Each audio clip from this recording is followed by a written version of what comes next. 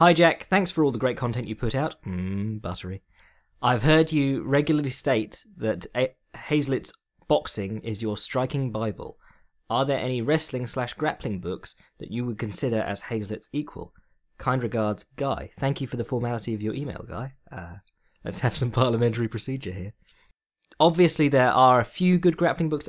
To be honest, I think I probably own every major book that's been published on grappling. I mean, most of the best ones come through Victory Belt, who put out amazing books for a few years, and then they decided that they'd make a lot more money doing sort of paleo diet stuff and all sorts of things. They put out Becoming a Supple Leopard, which, if you have trained or competed in martial arts for any length of time, is probably a book you can benefit from having, because if you train for any length of time, your body's fucked up.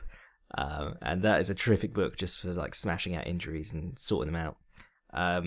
Smashing is probably not the right word with injuries, but it's a really interesting book. And it's one that you can just sort of thumb through. You don't have to read the whole thing and get his whole life philosophy. You just go to the page with your fucked up joint, and then you work out how to fix it. But on the subject of grappling books, the best one was put out by Victory Belt, and it is Saulo Ribeiro's JiuJitsu University. If you don't know the Ribeiros, it's a Brazilian name and there's an R, so I'm going to guess it's Ribeiro. But yeah, Saulo's book is incredible. Those two brothers are among the most technically sound guys you'll ever see in jiu-jitsu. Zanjay had a ridiculous record for like number of years with his guard not being passed, like ever, even in losses.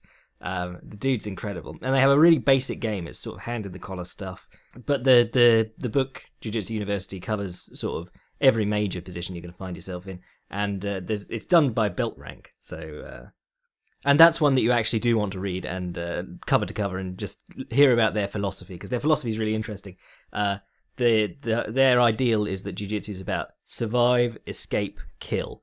And you learn those things in that order. You don't go in day one trying to submit guys, or trying your hardest only to submit guys. They say that a white belt is learning to survive, blue belt is learning to escape. Everything upwards, you're learning to put the submissions together and all that sort of stuff. Obviously, it's a vague idea. It's not like don't go for any submissions when you're a white belt or blue belt, but it's a very interesting idea on what you should be focusing on. To be honest, if you want to stop yourself getting smashed on the ground, that is your go-to book. Just open that up, practice all the stuff in the first 2 chapters, and you'll be a lot harder to submit and smash about, because they're very big on survival positions and just keeping everything tight, working out the best way where you can you're not hitting your big explosive escapes, but you're not really offering any opportunities, and you can just keep bumping and trying to get into a more advantageous position and rebuild back to your guard. And then the brown belt section is all about, it's probably the biggest section of the book, and it's all about guard passing. And that's absolutely brilliant. That's a book that I revisit like every week. It's terrific. I'm a big fan of the Joe Moreira and oh god, what's his name? Bear with me, I will find it. Yeah, Ed Beneville. Joe Moreira and Ed Beneville. They wrote a series of books. Volume 1 was the Passing the Guard. Volume 2 was just the Guard, I think. And then Volume 3 was the Strategic Guard. And they just got better going on and on. Volume 3 is absolutely terrific. It's about stopping the guard pass, recovering your guard mid-guard pass, all that sort of stuff. The sort of stuff that's really going to help you, that isn't position A, submission B, the sort of principled stuff that you really like in between movements. I'm desperately waiting for my boy Ryan Hall to write a book. If you're listening in, Ryan, write a book, damn it. And oh god, there's a Leo Vieira one that I have been waiting for years. They Victory Belt asked Kevin Howell to get all the photos together, have Leo Vieira write the book. I think it was exclusively on guard passing and drills and stuff. And Kevin Howell had already put out JiuJitsu University, best book ever, and Drill to Win with Andre Galvao, which is also an awesome book. That's the sort of one that'll help you if you want to desperately drill stuff and there's no one else around. You just look at that and you try and apply it to solo stuff. It's also just a great all-round book with some cool techniques in. But yeah, they sent Kevin Howell down to work with Leo Vieira, and apparently he has this book and people have seen it, but Victory Belt don't want to publish it anymore. So if you're listening in, Kevin, send me the book, please. I'm desperate. I will cut the brake lines of your enemy's cars for you if you send me this book. Desperately want to read that. But I can't, it's not great me you asking me for the best book on grappling and me naming one that's not come out. In terms of non-jiu-jitsu grappling, I'm a big fan of the is it Ippon books, the Judo Masterclass series. I've been collecting those for years because some of them are quite hard to get a hold of. They've got various authors, very successful world-class judoka, and they got they got arm locks, chokes, pins in different books. There's a book on Russian judo. There's a whole book on grips, which, if you're a jiu-jitsu player, that's really important for you. And then they've got books divided by the major throws, the major competition throws. So those are really interesting if you can get a hold of them. Quite expensive for how short they are, because they're only little pocket books. I think they stopped publishing most of them a while ago, so they can be quite dear.